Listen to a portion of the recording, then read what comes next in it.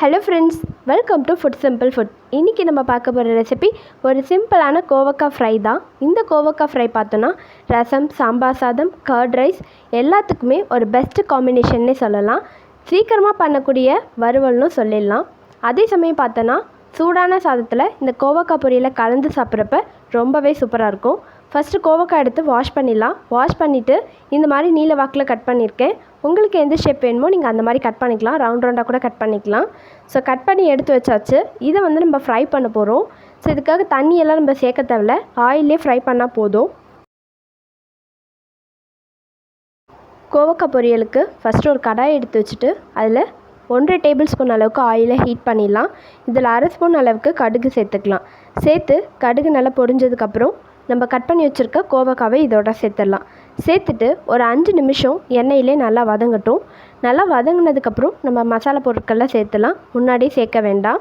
பாருங்கள், நல்லா வதங்கிட்டுருக்கு. இதை சும்மா லைட்டாக நம்ம கலந்து விட்டுடலாம்.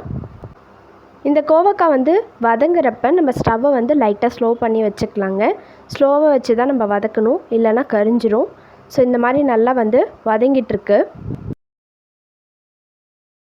கோவக்காயோடைய கலர் நல்லா சேஞ்ச் ஆகிடுச்சு. இப்போ 1/4 ஸ்பூன் மஞ்சத்தூள், 3/4 ஸ்பூன் உப்பு, 2 ஸ்பூன் அளவுக்கு குழம்பு மிளகாய்த்தூள் சேர்த்துட்டு நல்லா கலந்து விட்டுடலாம்.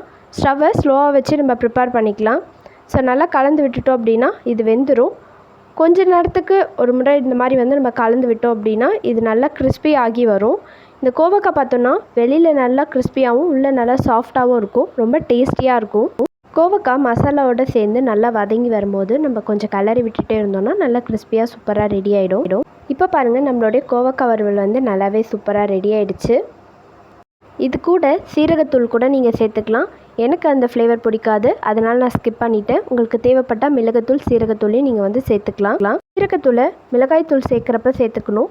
மிளகுத்தூளை கடைசியாக சேர்த்துக்கணும். அப்போ தான் ரொம்பவே சூப்பராக இருக்கும். நம்மளோட சூப்பரான சுவையான கோவக்காய் ஃப்ரை ரெடி ஆகிடுச்சு. இந்த வீடியோ உங்களுக்கு பிடிச்சிருந்தா லைக் பண்ணுங்கள், ஷேர் பண்ணுங்கள், கமெண்ட் பண்ணுங்கள் அண்ட் சப்ஸ்கிரைப் பண்ணிக்கோங்க. தேங்க்ஸ் ஃபார் வாட்சிங்.